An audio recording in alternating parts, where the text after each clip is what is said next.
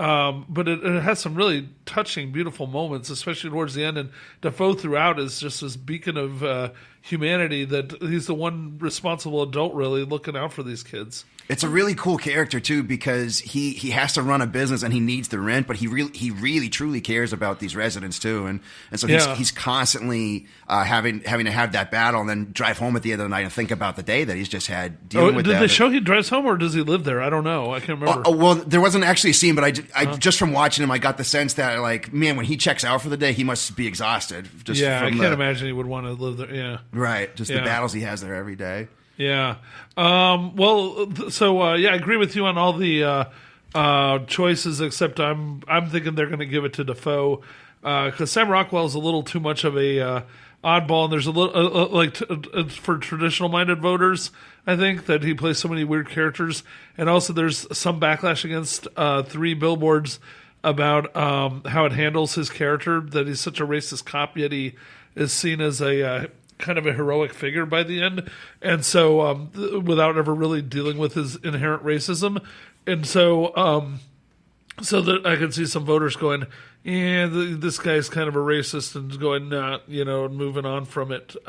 But in that movie, though, he's a cop. He's racist, but he's on the verge of making an 180-degree turn. Yeah. And when the film ends, he hasn't gone all the way yet, but we see that he's trying. Yeah. He's trying, and we see that empathy is kind of making its way into his life. That would make a good actor to actually pull that off, and that's what it's supposed to be voted on, not on what makes him comfortable, which is one of the reasons why I stopped watching it, because it was like, well, one, not everybody can win who should win, which is just the way it goes, but there's just sort of like this, I feel uncomfortable voting for somebody who played this character, and yet this character is like, he's deplorable, and then he comes off as a real human who has a heart that has a chance of changing. Yeah. That's the kind of acting skills that should be rewarded, as opposed to, I'm just uncomfortable with the character. So it's interesting that you guys brought it up. As an outside person who hasn't seen any of these films, that's kind of like what's coming, what comes across to me on a regular basis for a lot of these award shows. So I mean, it's a convincing transformation that we see him on the verge of making in the film, and plus he swept all the the Golden Globes and the SAGs and he swept all of them. So that's why I think there's no stopping him. Yeah, that's true. I guess. Yeah, okay, that makes sense. I didn't realize. I forgot that he had such a sweep. I thought Woody Harrelson was just amazing in it as well. But, for sure, yeah. But Sam's throughout the movie. It's a bigger part. I think that. It's a good field, and some people have pointed out that Three Billboards, and I agree with this, is very much in the vein of Flannery O'Connor, classic Catholic writer who used dark stories to illuminate some modern day kind of parables. And I think this is a movie that really deals with a lot of themes that Catholics find interesting. So, like the scene where Frances McDormand is with the deer and looking at it almost like as if it's a reincarnation of her daughter, and she says, "You're a beautiful deer, but you're not her." Like that felt like it was like right off the pages of a Flannery O'Connor novel. I just think it's a superb movie, and I've seen it 4 times, and I'll probably see it at least 4 more times in my life, and I just think it's powerful. So moving on, this weekend there's a couple of hot movies that are opening up, and they both, I've seen both. They surprise me in the ways that are opposite completely of what I expected. There's Red Sparrow with Jennifer Lawrence playing a Russian woman who's trained to be a Red Sparrow, which is basically a hooker that kills for the Soviets. I wasn't sure if it was taking place during Cold War or present day. It seemed like a present day thing, but they never really specified. It just kind of dove in, and she's controlled by the government in this really vicious way. So maybe it's just assuming that Putin's government is still using the same tricks. And then Death Wish is a remake of Charles Bronson's mid-'70s or early 70s really lurid crime thriller about a man who finds his mild-mannered liberal guy finds his wife is murdered, daughter raped, and he goes out and gets a gun because the cops can't seem to solve the problem, and how he goes on a vigilante rampage.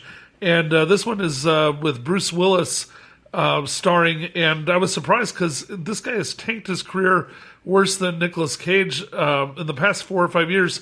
I looked it up. He's done 17 direct-to-video movies in 4 years, and nobody knows why, because he was doing just fine with #1 movies all the way into 2012. There was no drop-off in theater movies. He just, out of nowhere, started making just utter video garbage. And I thought this would be junk because it's also directed by Eli Roth, the guy who was responsible for what was known as the torture porn genre that's now thankfully gone away. Just a guy who reveled in making horribly violent, torture-based horror films and very misogynistic. And I thought, oh, this is going to be super graphic, the depiction of the rape and the murder. And it's not. I don't want to give away spoilers or anything like that, but I mean, I just want people to know that this movie has this dark theme that kicks it off, but it's left off screen to your imagination, not even dwelled on, and it's handled very well. The whole movie I thought was really entertaining and really and just to mention offhand, at least my personal politics is just I'm very anti-gun.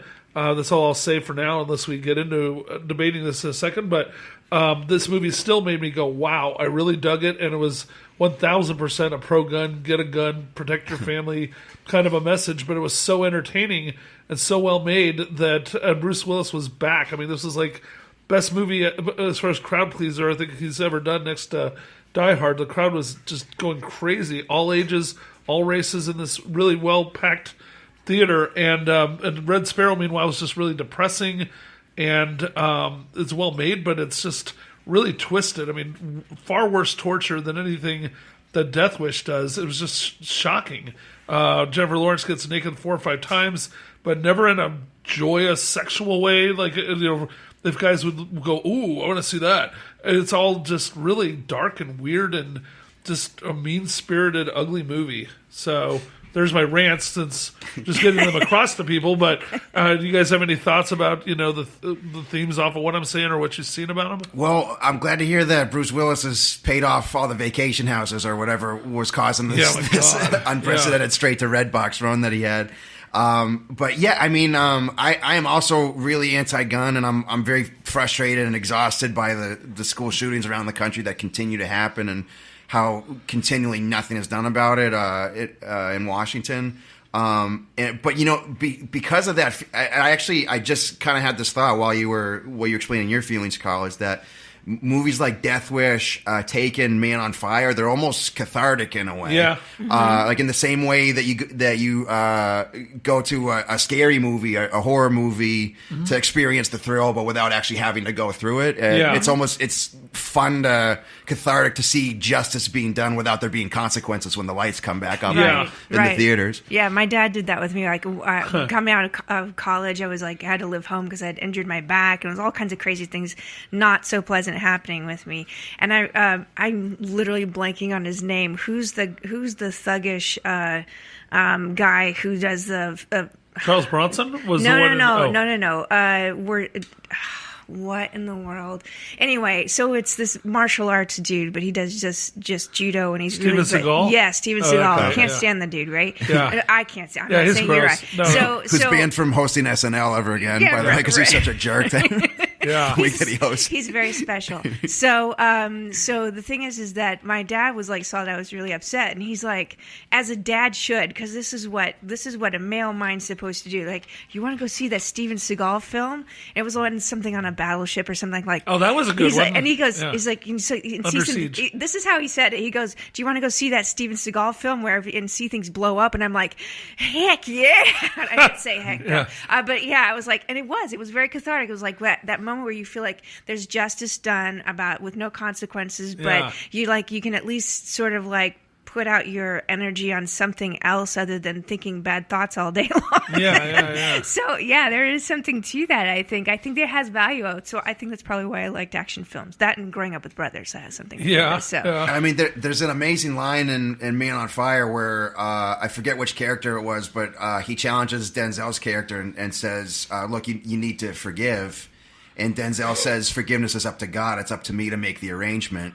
And I hear a line like that, and I'm like, as someone who's trying to be the best person I can be, I have to agree with the guy who challenged him. But I really wish that I could side, because it's just like, part of me really wishes I could side with Denzel on that one. I know.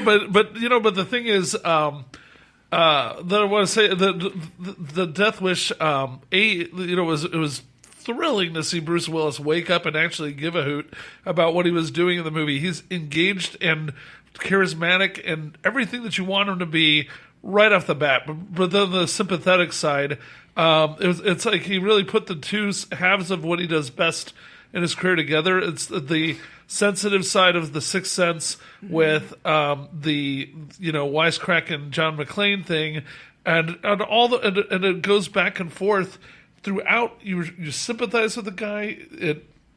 They really show that it has a toll on him, even though he's wisecracking 1 second. It doesn't stay there. It goes really interestingly back and forth. He's really torn about what he's doing, and it does engage the debate. And they use a really interesting tactic. I don't want to give away too much, but throughout the movie, there's radio shows, real life radio shows. One I didn't recognize the name, but I've seen them before on TV. It was like a hip hop show. Is it Charlemagne the God? I can't remember. I'm sorry. I really don't remember the names. It was just this crew. I mean, 4 people. I don't know. But it was Mancow Muller, who's like a Howard Stern knockoff I used to hate in Chicago. Personal vendetta, but great nickname. Yeah, but he I was shocked. I thought he had washed out, and he's going to have a big comeback off this movie if it takes off, because he's like they're both questioning both sides, from the black side and the white side. Is this cool? Is it not? But the thing that I think is really interesting is that I'm going to pull up when we're moving on to the next thing. I'm going to pull up the Rotten Tomatoes, because they were for some reason embargoing the reviews until 4:00, saying don't put them out there. Because it would be 7:00 on the East Coast, and I think they're afraid that critics are going to hate it. And I want to say that if critics hate this movie, I can understand maybe hating the message or the agenda. Because and again, but the thing is, I'm as anti-gun as you can get. Just about. I gave money to the Brady campaign. And that's not the Brady Bunch. That's James Brady after Parkland and things like that. And called my congressman and all. But this movie is really well done. And even if they disagree with the message, I was able to go, wow, this was really well done. And so if they trash it, it's good. It's 1,000% agenda and bias. I guarantee this, because the audience went crazy for this movie, and it was all types of people. And movies are supposed to be challenging anyway. That's part of what makes movies beautiful, is that they can make us think and debate. Only a certain kind of challenging. I really think that that they could really crucify this movie, no pun intended, for the fact that it's unabashedly pro-gun. I mean, it has the debate stuff with the radio, but it is definitely on the side of a guy having a right to do this, to look out for his family, etc. And I bet a bunch of critics are just going to go, no, this is horrible and all this. And it's like, it does not. The thing that was savvy about it is the casting of the villains and things like that.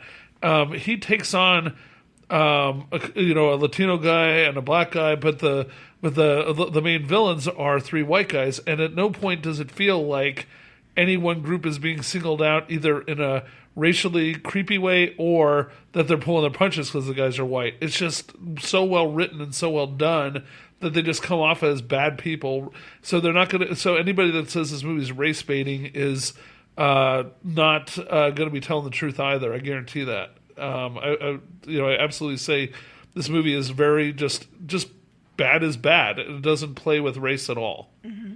So, anyways, really, really great film. And Red Sparrow, I don't know. I don't really want to say too much unless you guys have any thoughts. I personally don't have any more thoughts on it other than it's just kind of garbage, because it's so disgusting with the level of torture it does for no real reason. It just seems to me like they're pushing the limits of, we can't think of something really original to say, so let's bring out, this is the worst example, a electric grater that they use. You don't quite see it hit the skin, but you get to see the guy writhing, and you see a guy holding up pieces of skin like it's deli ham. It's disgusting. doing this over and over to one of the heroes. And that would be okay if it was Steven Seagal getting graded. No, I'm kidding. I'm kidding. Well, I mean, with in the same way that with horror movies, sometimes the scariest thing is what you don't see and how you're able to build the tension and how you can really overdo it by showing it and lose your audience. I think violence is kind of the same way. There's and this is not me being a prude or anything like that. I just think you have a more effective movie when a lot of times that's what you